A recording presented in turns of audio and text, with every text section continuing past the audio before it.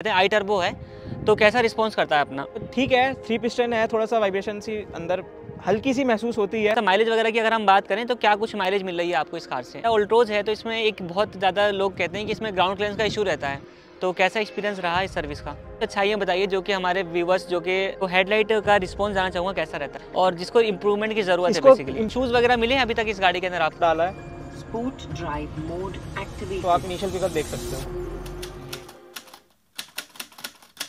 Welcome back दोस्तों, आज हम आपके लिए एक और ओनरशिप रिव्यू लेकर के आए हैं जो कि रहने वाला है टाटा ऑल्ट्रोज का। अपने सामने गाड़ी खड़ी है, ये रहने वाला है इसका आई टर्बो वाला वेरिएंट। कस्टमर ने इसको काफ़ी अच्छे से यूज़ कर लिया है, अराउंड 1 साल से ऊपर जो है गाड़ी चला चुके हैं और उनसे आज की इस वीडियो के अंदर हम जानने वाले हैं इस कार के बारे में कि उनको इस कार के अंदर पहली बात क्यों गाड़ी परचेज़ करी है, गाड़ी से अब तक कैसा कुछ रिस्पॉन्स मिला है, कमियाँ क्या रही और अच्छाइयाँ क्या रही। सर्विस से रिगार्डिंग भी बात करने वाले हैं क्योंकि सर्विस जो कि टाटा के लिए काफ़ी कही जाती है, तो सारी चीज़ों की हम बात करने वाले हैं आज के इस वीडियो में। सबसे पहले मैं आपको ओनर से इंट्रोड्यूस करवाता हूँ। तो करण भाई, बहुत बहुत स्वागत है आपका। सबसे पहले बताइए कि इस गाड़ी को आपने कब परचेज किया? भाई मैंने किया था इसे 2022 धनतेरस पे। 2022 धनतेरस के अंदर। तो ये टर्बो वाला वेरिएंट है? हाँ जी। कौन सा वेरिएंट रहने वाला है? ये एग्जैक्ट प्लस टॉप मॉडल है, मैनुअल में। मतलब इससे ऊपर कोई आता नहीं? इससे ऊपर कोई नहीं आता। कितने की पड़ी थी उस टाइम पे आपको ऑन रोड? ये आस्किंग प्राइस तो इसकी ज़्यादा की थी, लगभग 10-75 की, पर मैंने इसे 10 ऑन रोड में लिया था डिस्काउंट वगैरह लेके। तो सिर्फ और सिर्फ आपने ऑल्ट्रोज ही देखी या फिर किसी दूसरी कार की तरफ भी जा रहे थे? मैंने बलिनो भी देखी थी, बट बलिनो मुझे इतनी खास पसंद नहीं आई पिकअप के लिए, उसमें पावर नहीं लगी, तो मैंने इसलिए ये कंसीडर करी फिर। ठीक है, और कोई रीज़न रहा इसको चूज़ करने का? 5 star rating, build quality Tata की, जैसे आप जानते ही हैं, जो कि मतलब मोस्टली लोगों का जो है एक तरीके से पॉइंट रहता है इस गाड़ी को खरीदने का। तो बलिनो के अलावा भी कुछ प्रोडक्ट आप देख रहे थे, लाइक इस बजट के अंदर तो आपके पास एसयूवी के भी ऑप्शन मिल जाते हैं। मैं जानता हूँ, पर एसयूवी फिर टॉप मॉडल लेने जाओ तो थोड़ा कॉस्टली पड़ जाता है और मुझे इसी बजट में लेनी थी, तो मैंने ये कंसीडर करी। ठीक है, अब ये बताइए अब तक गाड़ी को कितना चला चुके हैं आप? मैं इसे लगभग 9800 चला चुका हूँ। मतलब कि 10 ही मान लेते हैं? 10 ही मान लेते हैं। और इस 10,000 चलाने के एक्सपीरियंस के अंदर सारी बात करेंगे। इंजन, जैसे कि इंजन से स्टार्टिंग कर लेते हैं। आई टर्बो है तो कैसा रिस्पॉन्स करता है अपना? आई टर्बो ठीक है, 3 पिस्टन है, थोड़ा सा वाइब्रेशन सी अंदर हल्की सी महसूस होती है, और टर्बो इंजन है तो पिकअप आपको ज़्यादा मिलता है ओवरटेकिंग में, और भगाने में आपको ज़्यादा मज़ा आएगा। ये है तो ये पिकअप जो है वो मतलब इनिशियल तो नहीं आता होगा आपको? इनिशियल नहीं है, अगर वैसे देखा जाए इसका जो टर्बो चार्ज जब लगता है तो वो 40 के बाद लगता है, पर वैसे पिकअप सही है, कोई डाउट नहीं है। तो इन सिटी चलाने की मेरा मतलब यही था कि इन सिटी में तो 40, जैसे दिल्ली जैसे शहरों में 40 तो तुरंत पहुंचा नहीं जाता, तो नहीं पहुंचा जाता, और 40 पहुंचने के बाद ब्रेक लग जाती है। बिल्कुल। तो उस कंडीशन के अंदर ये कामयाब हो जाता है? हाँ, हो जाता है, चल जाता है। ठीक है, अब थोड़ा सा माइलेज वगैरह की अगर हम बात करें तो क्या कुछ माइलेज मिल रही है आपको इस कार से? भैया सिटी में मेरे को 10 to 15 के बीच में मिल रही है। अगर मैं बीच की भी बात करूँ तो 13 मान लीजिए, और हाईवे पे मैं 20+ ले लेता हूँ। दिल्ली में आपको पता है गाड़ी चलती है बम्पर टू बम्पर, ट्रैफिक हो कुछ भी हो, तो इस हिसाब से आप देख लीजिए, बता दीजिए। मतलब कि ऑलमोस्ट ट्रैफिक वाली कंडीशन रहने वाली है, उसमें आपकी 13 की एवरेज जो आप बता रहे हो आ जाती है, और हाईवेज का बता रहे हो, हाईवेज में अपनी 20+ ही मिलती रहती है। तो अभी तक बाहर जाने का मौका मिला है इसके साथ? मैं लॉन्ग रूट पे नहीं गया, सहारनपुर तक गया हूँ, हरिद्वार भी गया हूँ, मतलब इससे ज़्यादा भी लॉन्ग रूट मैंने किया नहीं है, तो उस पर भी मेरी 20 की एवरेज आ जाती है। ठीक है जी, और पहाड़ों वहाड़ों पे कभी? अभी पहाड़ों पे मैंने ट्रैवल नहीं किया। मतलब सहारनपुर मैक्सिमम गई है ये गाड़ी। हाँ। ठीक है जी, इसमें टाटा ऑल्ट्रोज है तो इसमें एक बहुत ज़्यादा लोग कहते हैं कि इसमें ग्राउंड क्लियरेंस का इशू रहता है। ग्राउंड क्लियरेंस को, तो हैचबैक गाड़ी है, थोड़ा सा ग्राउंड क्लियरेंस का इशू रहेगा, बट अगर आप संभाल के निकालोगे तो ऐसी कहीं टच होती नहीं है। अब बात कर लेते हैं थोड़ा सर्विस वगैरह की, क्योंकि टाटा की जो सर्विस रहती है उसके बारे में अभी तक कितनी सर्विस हो चुकी है अपनी? 3 सर्विस हो चुकी है, जो थर्ड पेड सर्विस होती है, मेरी अभी लास्ट मंथ ही हुई है, तो मैंने वो करवाई है। मतलब पहली पेड होती है वो? पहली पेड होती है, उसमें काफ़ी कुछ चीज़ें जो हैं वो रिप्लेस होती हैं। तो कैसा एक्सपीरियंस रहा इस सर्विस का? एक्चुअली मैं टाटा से लगभग 4 साल से जुड़ा हुआ हूँ। इससे पहले भी मेरे पे टाटा की गाड़ी थी, और मैं साहिबाबाद सागर मोटर्स में सर्विस कराता हूँ, तो मेरा एक्सपीरियंस सही रहा, मतलब कोई इशू नहीं आया मेरे को आज तक। तो मतलब जो ये चीज़ें होती हैं कि मतलब सर्विस इनकी अच्छी नहीं होती या फिर बहुत लेट करते हैं या पार्ट्स अवेलेबल नहीं होते, इस तरीके की इश्यूज़ आपने फेस नहीं करे हैं? नहीं, मैंने फेस नहीं करे अभी तक। तो ओवरऑल सर्विस को, जैसे कि मैंने एक लास्ट रिव्यू किया था तो उसमें तो काफ़ी नेगेटिव पॉइंट्स मिले मुझे, मैं इसी पॉइंट पे हाईलाइट कर रहा हूँ इसीलिए। तो वो चीज़ें आपके पास जो है वो नहीं रहती। सर्विस को अगर रेट करना हो टाटा की तो कितने नंबर देना चाहोगे आप? मैं 5 out of 5 दूंगा, क्योंकि मेरे को अभी तक कोई इशू आया नहीं है, मुझे प्रॉपर अटेंड करा गया है। जिस टाइम पे मुझे गाड़ी कहते हैं कि मिल जाएगी, उस टाइम पे मुझे दे भी देते हैं वो। ये बात है। ओवरऑल सर्विस सेंटर इस पर डिपेंडेंस होती है। इसके अलावा इस गाड़ी की कुछ अच्छाइयाँ बताइए जो कि हमारे व्यूवर्स, जो कि क्योंकि इस गाड़ी का रेट तो शायद से बढ़ गया होगा। हाँ, अब अराउंड 11 तक तो पहुँच गई, अब जो आ रही है उसमें सनरूफ भी आ गई है, फिर 2-3 फीचर्स बढ़ा दिए हैं, उस हिसाब से रेट भी बढ़ाया है। अगर इसकी खूबियाँ की बात करें तो सबसे पहले तो इसकी बिल्ड क्वालिटी टाटा की सबसे बेस्ट। सेकंड इसकी टर्बो इंजन जो कि चलती तेज़ है, पिकअप अच्छा है। तीसरा स्टेबिलिटी अच्छी है गाड़ी की। अगर आप हाईवे पे आप 100 या 120 चला रहे हो हाँ, तो स्टेबिलिटी अच्छी है, गाड़ी जम के चलती है हाईवे पे। ये सिटी में चलाने के लिए मैनोवर वगैरह करना हो जब आप इसको, स्टीयरिंग वगैरह बहुत इजीली कट जाता है इसमें, हाँ कट जाता है, कोई दिक्कत वगैरह नहीं इशू नहीं आया। रात में कभी मौका मिला इस गाड़ी को चलाने का आपको? हाँ हाँ बिल्कुल। तो हेडलाइट का रिस्पॉन्स जानना चाहूँगा कैसा रहता है? हेडलाइट का रिस्पांस बहुत बढ़िया, क्योंकि आप जानते हो ड्यूल आते हैं, इसमें ड्यूल लाइट्स आती हैं, तो प्रोजेक्टर और हाई बीम दोनों अलग हैं, तो विजिबिलिटी अच्छी आती है। तो मतलब जो हाई बीम करते हो तो सही विजिबिलिटी आती है, बहुत और अच्छी लो आती बीम है। पे खाई चलाना हो तो? लो बीम पे भी अच्छी विजिबिलिटी है। तो कहीं कुछ इंप्रूवमेंट की ज़रूरत लगती है आपको?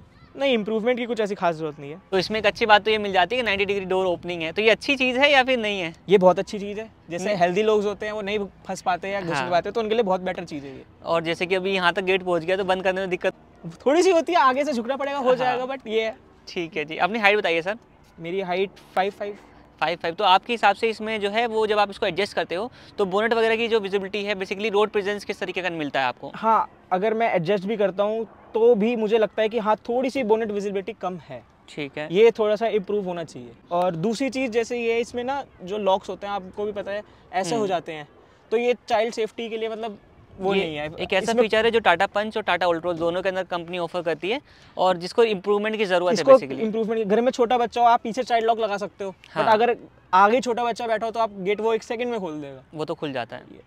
तो इसमें एक सेफ्टी का जो पर्पज़ है वो कहीं ना कहीं इसमें मिस हो जाता है। भले ही गाड़ी 5 स्टार है, बट यहाँ पे थोड़ा सा इशू क्रिएट कर देती है। इसके अलावा सर ये बताइए कि अपना स्टीयरिंग वगैरह का फीडबैक कैसा रहने वाला है? स्टीयरिंग वगैरह का फीडबैक अच्छा है, नो डाउट। स्मूथ है पेट्रोल के हिसाब से, एडजस्ट आप अपने हिसाब से कर सकते हैं। टिल्ट है, टेलीस्कोपिक नहीं है, ठीक है, बट ठीक है, मतलब दिक्कत तो नहीं होती इसमें? नहीं नहीं नहीं। इसके अलावा सर मैंने कुछ रिव्यूज़ किए हैं जहाँ पे लोगों ने बताया है कि टाटा की जो ब्रेकिंग है वो थोड़ा सा वीक पॉइंट पे आ जाती है, तो ये चीज़ आपने कभी फील करी है? नहीं, अभी तो 10,000 ही चली है, तो ब्रेकिंग का कोई इशू आना नहीं चाहिए वैसे। और अगर ब्रेक पैड या डिस्क की तो कंपनी भी कहती है कि सर 30,000 या 25 to 30,000 तो आराम से चलते हैं, कोई इशू आता नहीं है। ठीक है, मतलब आपके हिसाब से ब्रेकिंग जो है उसमें ठीक आपको मिल जाती है। अब क्योंकि टॉप वेरिएंट है तो इसमें मैक्सिमम सारे फीचर्स कंपनी ने ऑफर किए हैं, बट फिर भी होता है ना कुछ कुछ चीज़ें ऐसी हो जाती हैं जो कि कभी ना कभी मिसिंग होती हैं, तो वो चीज़ें बताइए कि क्या क्या चीज़ें रह जाती हैं इसमें जो कि आप मिस करते हो बेसिकली? अब वैसे तो कुछ लगता नहीं, बट हाँ अब जो एल्ट्रोज आ रही है, जैसे मैंने टॉप मॉडल लिया है, तो अब वाली टॉप मॉडल में आपको सनरूफ मिल जाती है, तो मैं उस फीचर को बहुत मिस करता हूँ। सनरूफ रह जाती है। और ठीक एक फीचर इसकी है कि इसके पीछे ना बैक मतलब पीछे जैसे आगे के लिए आपको पता है लाइट मिल जाती है, हाँ, पीछे लाइट नहीं है, इसका भी एक इशू लगता है मेरे को। मतलब कि ये फीचर होना चाहिए एक और। पूरे कैबिन के अंदर सिर्फ एक लाइट दी हुई है, पीछे तो कैबिन में भी होनी चाहिए लाइट। वो तो ज़रूरी है क्योंकि इल्यूमिनेशन तो होगी, रात के टाइम पे तो ज़रूरत पड़ती है उस चीज़ों की, तो वो चीज़ कहीं ना कहीं 2 चीज़ें जो है वो आप मिस करते हो इसके अंदर। कूलिंग वगैरह कैसा रहता है? कूलिंग ओके है, नो डाउट। कहीं कुछ प्रॉब्लम है? नहीं नहीं बिल्कुल भी। रियर में तो शायद एसी वेंट मिलता है इसमें। हाँ, रियर में पीछे एसी वेंट है इसके। तो कंप्लीट जैसे कि 4-5 लोग अगर बैठे हैं गाड़ी के अंदर तो उनको कोई दिक्कत होती हो कभी? नहीं नहीं। कभी बैठे हैं 5 लोग ऐसे गाड़ी के अंदर? हाँ। तो जो पीछे बैठे लोगों का फीडबैक जानना चाहूँगा कैसा रहता है लॉन्ग ड्राइव वगैरह पे? लॉन्ग ड्राइव में अभी मैं लास्ट वीक ही सहारनपुर होके आया हूँ, तो मेरे साथ 5 हम 4-5 जने ही गए थे। तो पीछे एक अच्छी बात है, आपको पता है कि पीछे टाटा एल्ट्रो में हम्प नहीं है, फ्लैट फ्लोर मिलता है आपको। फ्लैट मिलता है, तो इसलिए जो 5th बंदा बीच में बैठता है ना वो कंफर्टेबल बैठता है। वरना बाकी आपने देखा होगा कि गाड़ियों में सबको पैर ऊपर करके बैठना पड़ता है क्योंकि हम की वजह से। इसमें हम्प नहीं है तो बंदा कंफर्टेबल बैठ पाता है। मतलब बीच वाला बंदा जो कि अक्सर गाड़ियों के अंदर होता है, तो इसमें वो चीज़ नहीं मिलती। मतलब कि 3 लोग पीछे आराम से बैठ जाते हैं अपने, बिल्कुल कंफर्टेबल बैठ जाते हैं। लॉन्ग ड्राइव के अंदर भी कोई इशू नहीं आता है। तो जो अपने लॉन्ग ड्राइव करिए करीब करीब सहारनपुर कितना दूर होगा? यहाँ से 250 है। 250, तो ये 1 शॉट में चले जाते हैं आराम से, हाँ, कोई दिक्कत नहीं आती, मतलब लॉन्ग ड्राइव की जा सकती है इस गाड़ी के साथ में। ठीक है, कुछ इश्यूज़ वगैरह मिले हैं अभी तक इस गाड़ी के अंदर आपको? इशू तो अभी कुछ ऐसा नहीं आया मेरे सामने। मतलब 10,000 किलोमीटर गाड़ी चल चुकी है। हाँ, कोई अभी इशू मैंने ऐसा फेस नहीं किया कि जिसकी वजह से मुझे प्रॉब्लम हो रही है या दिक्कत लग रही है, अभी तक तो आया नहीं। अभी तक नहीं आया। कुछ मैं थोड़े से पूछना चाहूँगा क्योंकि जो कि मुझे रिसेंट फीडबैक में मिले, सिस्टम कैसा काम करता है इसका, कोई लैग वगैरह? नहीं, लैग नहीं है। और साउंड का आउटपुट वगैरह? साउंड का हरमन है, आउटपुट इनफ है, इनफ है, मतलब जैसे आपसे होना चाहिए वो ठीक है। ठीक है जी।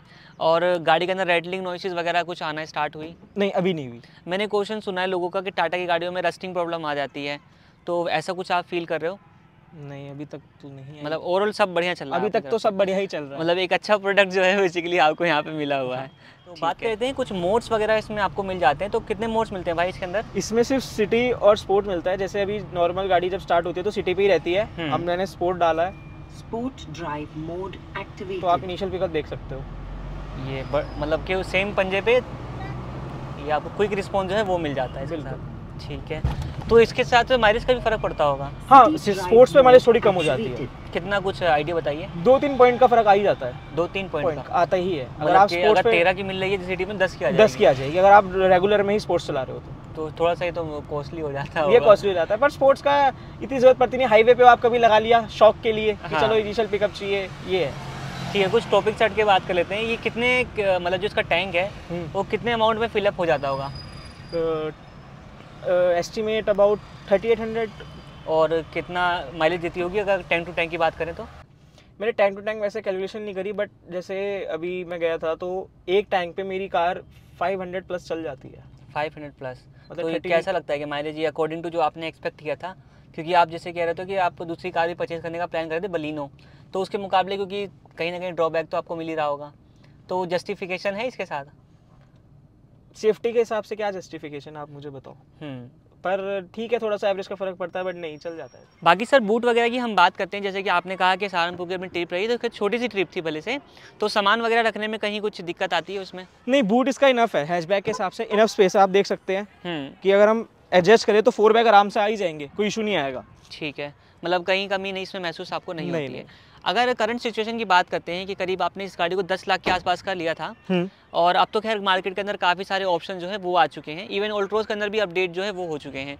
अगर अगेन आपके पास 10 से 11 लाख रुपए का बजट आता है तो उस बजट के अंदर आप फिर से ऑल्ट्रोज चूज़ करना चाहोगे या फिर किसी दूसरे ऑप्शन को देखोगे? ऑल्ट्रोस तो नहीं, क्योंकि सेम गाड़ी लेके फिर सेम गाड़ी लेना थोड़ा सा ऐसा लगेगा। बट बेटर ऑप्शन अगर जैसे इसका बीच में सुनने में आया था कि टर्बो इंजन आ रहा है दोबारा से, जो 6 स्पीड मैनुअल गियरबॉक्स के साथ और ज़्यादा BHP के साथ आएगा, तो शायद मैं उस पर एक बार जा सकता हूँ। वो तो कुछ अलग ही चीज़ बना वो रहे तो हैं। अलग ही चीज़ आएगी जब भी आएगी। ठीक है, लेकिन उसका भी एक्सपेक्टेशंस है कि कब तक देखो आती है, उसको कोई आइडिया नहीं है। तो मतलब आप अगेन ऑल्ट्रोज ही परचेज करना चाहोगे अगर वो नहीं आई उसके अलावा? नेक्सॉन है, वो भी अच्छी है अगर SUV टाइप में जाना है तो। मतलब आपने जाना ही आपने टाटा की तरफ ही है, कोई दूसरा ब्रांड वगैरह क्यों नहीं देख पा रहे हैं? भरोसा हो गया है टाटा पे। टाटा पे। इससे पहले कौन सी कार यूज़ कर रहे थे आप? इससे पहले मैं नेक्सॉन थी मेरे पे। नेक्सॉन थी, आप ऑल्टोज दोबारा से लेकर के आए और इवन आपकी जो अगली गाड़ी होगी वो भी अपनी टाटा का प्रोडक्ट होगा। मतलब कि आप टाटा से जो है कम्प्लीटली सेटिस्फाइड हो। ये क्वेश्चन पूछने का मेरा एक रीज़न ये रहने वाला है ना, क्योंकि टाटा का लोग बोलते हैं कि लंबे टाइम से रिलायबल नहीं होता प्रोडक्ट, क्योंकि हम लोग कमेंट सेक्शन में पढ़ते रहते हैं कि टाटा की गाड़ियाँ 1-2 साल बाद जो है वो जवाब दे जाती हैं इस तरीके से। ऐसा नहीं है, मैं ये नहीं कहूँगा जवाब दे जाती हैं। अगर आप मेंटेनेंस की बात करेंगे तो मशीनरी है, कोई ना कोई चीज़ कभी ना कभी तो घिसेगी। अगर 2 साल बाद गाड़ी कोई खर्चा मांग रही है तो आपके यूसेज के ऊपर मांग रही है ना, ये है।